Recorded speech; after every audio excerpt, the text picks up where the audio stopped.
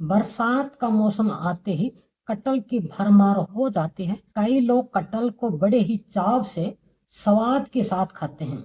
लेकिन क्या आप जानते हैं, कटहल हर व्यक्ति के लिए एक जैसा फायदेमंद नहीं होता। कुछ लोगों के लिए पोषण का खजाना है, तो कुछ लोगों के लिए सीमित मात्रा में डॉक्टर की सलाह के अनुसार ही खाना चाहिए, तो कुछ लोगों को बिल्कुल नहीं खाना चाहिए। नमस्कार दोस्तों, मैं डॉक्टर लक्ष्मण सिंह आनंद, आप देख रहे हैं आनंद हेल्थ केयर।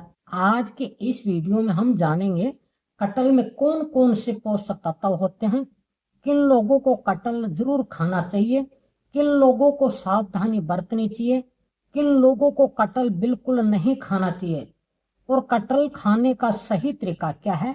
और अंत में 5 ऐसी गलतियां भी बताऊंगा जो कटहल खाते समय अक्सर लोग कर बैठते हैं। दोस्तों, कटहल में fibre, vitamin C, vitamin B6, potassium, magnesium और थोड़ी मात्रा में कैल्शियम, आयरन और एंटीऑक्सीडेंट जैसे तत्व हमें आसानी से मिल जाते हैं। इसी कारण से कटहल को पौष्टिक माना गया है। कच्चे कटहल को सब्जी के रूप में और पके हुए कटहल को फल के रूप में खाया जाता है। कटहल किन लोगों के लिए फायदेमंद हो सकता है? मेरे दोस्त, अगर आपको कब्ज रहती है, कटहल सीमित मात्रा में सेवन करना लाभदायक है, क्योंकि इसमें फाइबर पाचन तंत्र को सही ढंग से काम करने में मदद करता है। लेकिन याद रखें, कटहल खाने के बाद गैस या पेट फूलने की समस्या भी बढ़ सकती है, इसलिए सीमित मात्रा में ही खाएं। कमजोर इम्यूनिटी, कटहल में मौजूद विटामिन सी शरीर की रोग प्रतिरोधक क्षमता को बेहतर बनाए रखने में मदद करती है।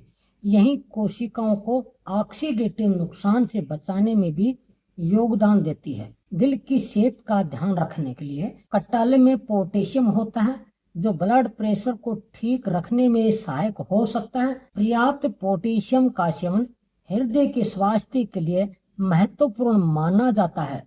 वजन कंट्रोल करने के लिए कटहल, दोस्तों, कटहल में फाइबर होने के कारण पेट को देर तक भरा हुआ महसूस करा सकता है।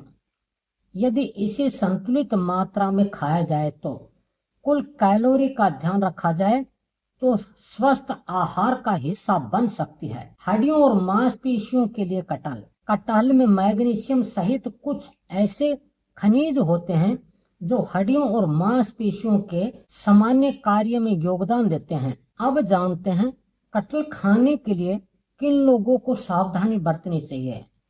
डायबिटीज के मरीज, दोस्तों, पके हुए कटहल में नेचुरल शुगर होती है, इसलिए डायबिटीज वाले रोगियों को कटहल नहीं खाना चाहिए। अगर आप खाना भी चाहें तो सीमित मात्रा में ही खाएं। साथ में अपने ब्लड शुगर पर भी ध्यान रखें। आवश्यकता होने पर डाइटिशियन या डॉक्टर की सलाह जरूर ले सकते हैं।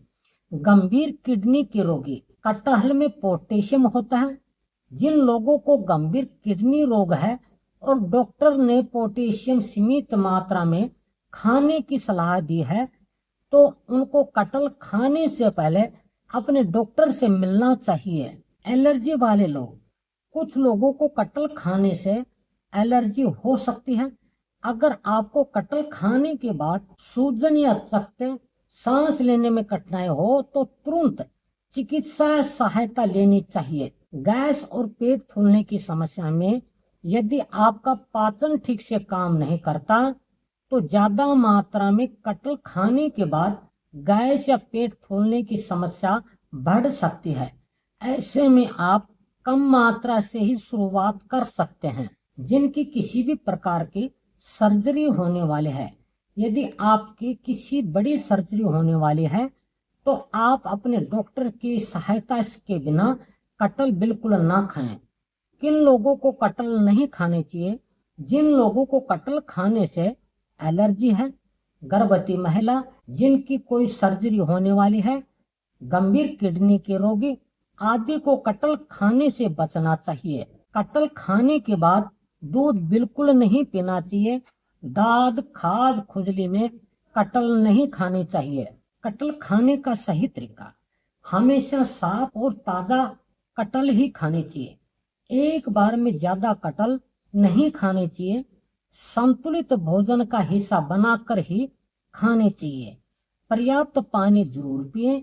यदि आपको कोई पुरानी बीमारी है तो डाइटिशियन या डॉक्टर की सलाह के बिना कटहल नहीं खानी चाहिए। कटहल खाते समय हम लोग 5 गलतियां कर बैठते हैं। एक बार में ज्यादा कटहल नहीं खाना चाहिए। अपनी बीमारी के अनुसार मात्रा का ध्यान जरूर रखनी चाहिए। तला भुना कटहल बार बार नहीं खाना चाहिए। गैस या अपच होने पर भी लगातार ज्यादा कटहल और डॉक्टर की सलाह के बिना और इंटरनेट की बात पर ज्यादा भरोसा नहीं करना चाहिए। अंत में निष्कर्ष यह है दोस्तों, कटहल एक स्वादिष्ट और पौष्टिक फल है। सही मात्रा और सही व्यक्ति के लिए यह संतुलित आहार का अच्छा हिस्सा बन सकता है। लेकिन यदि आपको शुगर, गंभीर किडनी के रोग, एलर्जी या कोई अन्य गंभीर स्वास्थ्य समस्या है तो कटहल खाने में सावधानी बरतनी चाहिए।